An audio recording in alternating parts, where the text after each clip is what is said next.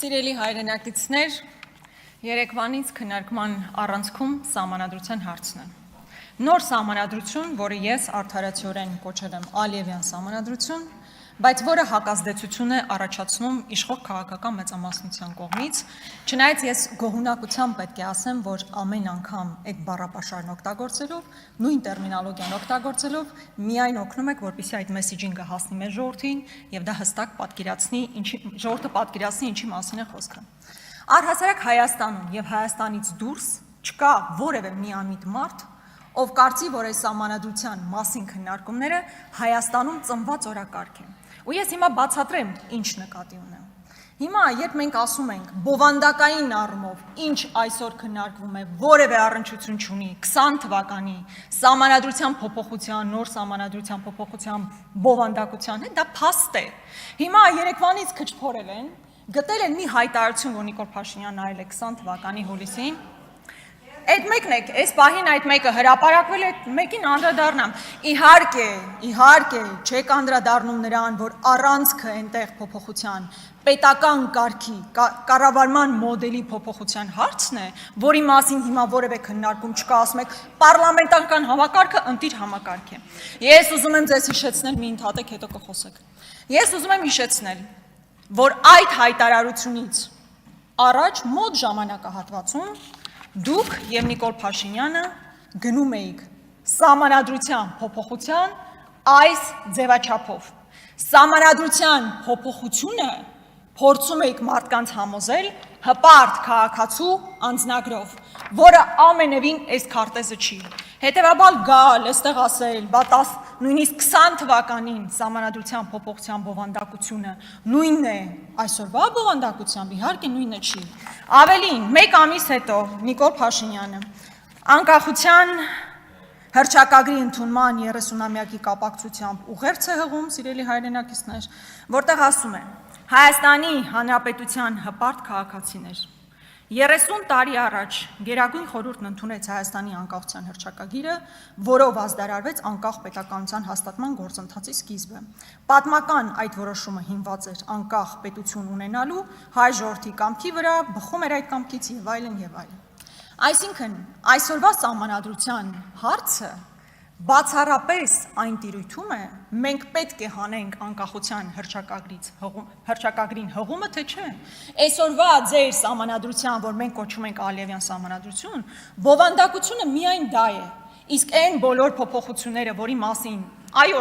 որոշ ժամանակահատված խոսել եք, բացառապես պետական կառավարման մոդելի մասին քննարկումներ են, որոնք, ինչպես հիմա հասկանում ենք, որևէ աղերս չունեն իրականության հետ։ Ավելին դրանից հետո իհարկե եղել է օրինակ Սևրի պայմանագիրը այդ տվյալ հայտարարությունից մեկ ամիս հետո Նիկոլ Փաշինյանի ուղերձը Սևրի պայմանագրի ստորագրման 100-ամյակի տարեդարձին նվիրված գիտաժողովի մասնակիցներին, ես նույնիսկ չգիտեմ իմ դաշնակցական գործընկերները նման հայտարարություններ կանեին այդ ժամանակահատվածում, թե չէ, որտեղ ասում է Սևրի պայմանագիրը միջազգային այն փաստաթուղթն է,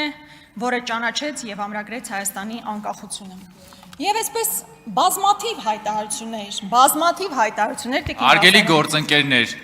խնդրում եմ պահպանել լռություն։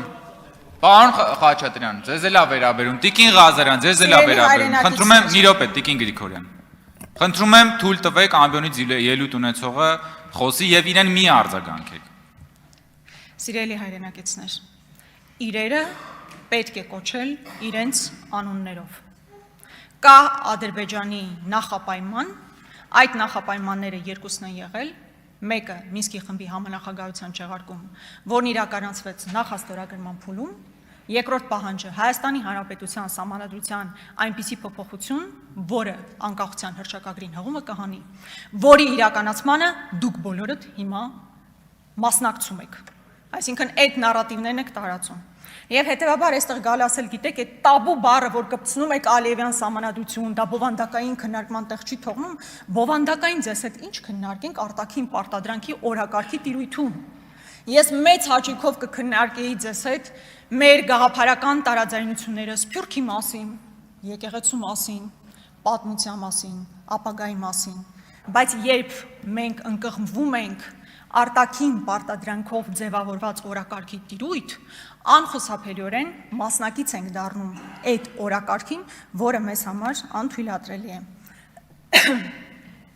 Ես ուզում եմ այս համատեքստում մեկ այլ հարցի անդրադառնալ։ Արդյոք այս պարլամենտը լիազորված է քննարկել այս բովանդակությամբ սահմանադրության հարցը։ Ես համոզված եմ, որ ոչ։ Այո, առհասարակ սահմանադրության փոփոխություն, նոր սահմանադրություն հնարավոր է քննարկել, բայց այս բովանդակությամբ, որի մասին ես նոր խոսեցի, արդյոք սա լիազորված ենք մենք բոլորս քննարկելու այս հարցը։ Ես խորապես համոզված եմ, որ ոչ, որովհետև մենք ընտրություններին գնացել ենք ժողովրդի մոտ եւ ասել ենք, մենք գնացել ենք ժողովուրդ, մեզ ձայն տվեք, ոչ միայն Նիկոլ Փաշինյանին հեռացնելու համար, այլ Հայաստանի Հանրապետությունը բովանդակությամբ հայկական պահելու եւ թույլ չտալու, որպեսզի իր բովանդակությամբ դառնա Արևմտյան Ադրբեջան, որի առաջին քայլը սահմանադրության փոփոխությունն է։ Մեր ժողովուրդը մեզ այդ ձայնը չի տվել, ավելին, բոլոր ընտրախախտումներով հանդերձ այս պարլամենտում չունեք դուք մեծամասնություն, այսինքն դուք էլ եք գնացել ժողովրդի մոտ, ասել եք մեզ ձայն տվեք, սա անելու, դրանցից մեկը սահմանադրության փոփոխությունն էր, եւ ժողովուրդը ձեզ ձայն չի տվել։ Այս պարլամենտը սահմանադրական մեծամասնության մասին է խոսքը։ Բա այս պարլամենտը կարող է հաստատել սահմանադրության նոր տեքստը եւ դնել հանրաքվեի, եթե կա 2/3 մեծամասնություն։ Դուք չունեք այդ մեծամասնությունը։ Եվ մեզ էլ որևէ մեկը չի լիազորել, որպեսզի մենք այդ փոփոխությունը իրականացնենք։ Հետևաբար սա նոր սահմանադրության հարցը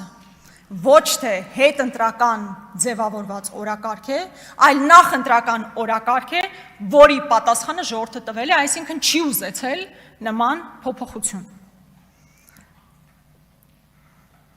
Ավելին, Նիկոլ Փաշինյանը իմիջիայլոց փորձել է մեզ բոլորիս ազատել այս process-ից։ Եվ Հայաստանի եւ Ադրբեջանի միջև սահմանազատման կանոնակարգի մասին, չգիտեմ, հորդորել է, խնդրել է, պահանջել է, SMS է գրել, էական չի բառը։ Սահմանադրական դատարանը որոշում է կայացրել, որ անկախության հռչակագրին հղումը կամ քանի այդ բառերը նախադասությունները ուղիղ արտացոլված չեն սահմանադրության մեջ, նշանակում է իրենք սահմանադրության մաս չեն։ Նմանատիպ մի ձևակերպում, այսինքն ինքն էլ է հասկացել, որ ադրբեջանական պահանջը հնարավոր կլինի այսպես զսպել, չի ստացվել։ Եվ եթե կուզեք, ընտրության այս համամասնությունը իր բոլոր խնդրահարույց կետերով հանդերձ փրկողակ է ձեզ։ Փրկողակ է Նիկոլ Փաշինյանին հերթական ստորացուցիչ զիջմանը չգնալու համար, որովհետև դրանից հետո նոր պահանջներ են գալու, նոր զիջումներ են գալու, եւ ժողովրդի ընտրությունը դուք պետք է ընկալեք որպես փրկողակ ադրբեջանական հերթական պահանջից խուսափելու համար։ Ադրբեջանը ձեզ պարտադրում է, եւ դուք դա նոր չի, որ հասկանում եք, որ պարտադրում է։ Այս քարտեզի մասին խոսած ես արդեն ասացի, թե հպարտ քաղաքացու անձնագիր ինչպիսի տեսք ուներ,